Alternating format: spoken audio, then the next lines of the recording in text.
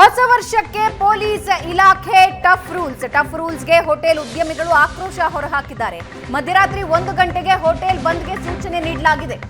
ಪೊಲೀಸರ ಆದೇಶಕ್ಕೆ ಹೋಟೆಲ್ ಉದ್ಯಮಕ್ಕೆ ಇದರಿಂದ ಸಂಕಷ್ಟ ಉಂಟಾಗುತ್ತೆ. ಸಂಭ್ರಮ ಶುರುವಾದಾಗಲೇ ಹೋಟೆಲ್ ಬಂದ್ ಮಾಡಬೇಕು, ಕೊನೆ ಪಕ್ಷ 3 ಗಂಟೆವರೆಗಾದ್ರೂ ಅವಕಾಶ ಕೊಡಿ ಅಂತಿದ್ದಾರೆ.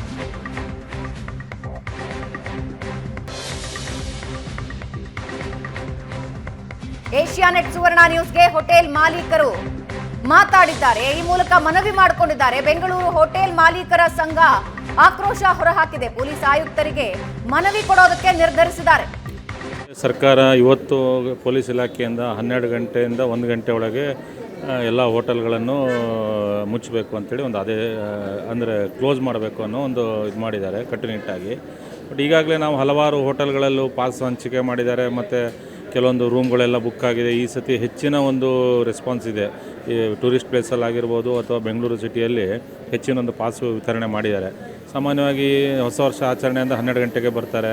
ಈಗ 10:30 ಬಂದರೆ 12:00ವರೆಗೆಲ್ಲ ಇವರಿಗೆ ಮತ್ತೆ ವಾಪಸ್ ಹೋಗಿ ಅಂತ ಹೇಳಬೇಕಾಗತ್ತೆ. ಅದು ಕಷ್ಟ ಆಗುತ್ತೆ. ಅದೊಂದು 3 ಗಂಟೆವರೆಗೆ ಮಾಡಿದರೆ ಜನರಿಗೂ ಅನುಕೂಲ ಆಗ್ತಿತ್ತು ಮತ್ತು ಮನೆಗೆ ಹೋಗೋರಿಗೆಲ್ಲ ಅನುಕೂಲ ಆಗ್ತಿತ್ತು. ಅದೊಂದು ದೊಡ್ಡ ಸಮಸ್ಯೆ ಇದೆ. ಮತ್ತು ನಮ್ಮ ಒಂದು ಹೋಟೆಲಲ್ಲಿ ಈಗ ಹೋಟೆಲ್ಗಳಲ್ಲಿ ಏನೇನು ಮಾರ್ಗಸೂಚಿ ಮಾಡಬೇಕು, ಮಾಸ್ಕ್ ಕಡ್ಡಾಯ ಮಾಡಿದ್ದೀವಿ ಮತ್ತು ಒಳಗಡೆ ಬರಬೇಕಾದ್ರೆ ಮಾಸ್ಕ್ ಹಾಕ್ಕೊಂಬನ್ನಿ ಅಂತ ಕಸ್ಟಮರಲ್ಲಿ ರಿಕ್ವೆಸ್ಟ್ ಮಾಡ್ತಾಯಿದ್ದೀವಿ. ಈ ರೀತಿಯಾಗಿ ಒಂದು ಸರ್ಕಾರ ಏನು ಒಂದು ಸೂಚನೆ ಕೊಟ್ಟಿದೆ ಅದನ್ನೆಲ್ಲ ಪಾಲನೆ ಮಾಡ್ತಾಯಿದ್ದೀವಿ.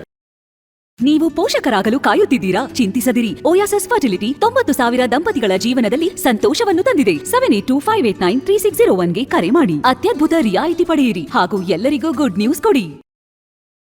ಈಗಾಗಲೇ ಪೊಲೀಸ್ ಇಲಾಖೆಯಿಂದ 12 ಗಂಟೆ ಹೊಸ ವರ್ಷಾಚರಣೆ ಸಂದರ್ಭದಲ್ಲಿ 1 ಗಂಟೆವರೆಗೆ ಸೆಲೆಬ್ರೇಷನ್ಗೆ ಅವಕಾಶ ಇದೆ. ಅದಾದ ಮೇಲೆ ಎಲ್ಲರೂ ತಮ್ಮ ತಮ್ಮ ಮನೆ ತಲುಪ್ಕೋಬೇಕು.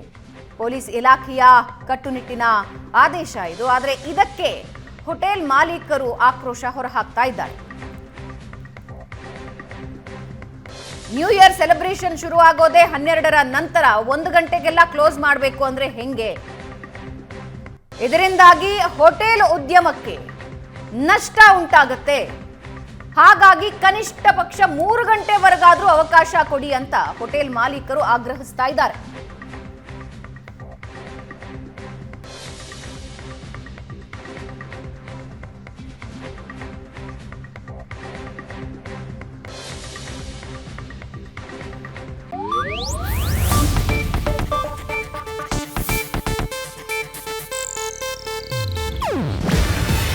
ಇದು ಏಷ್ಯಾನೆಟ್ ನ್ಯೂಸ್ ನೆಟ್ವರ್ಕ್ ಪ್ರಸ್ತುತಿ.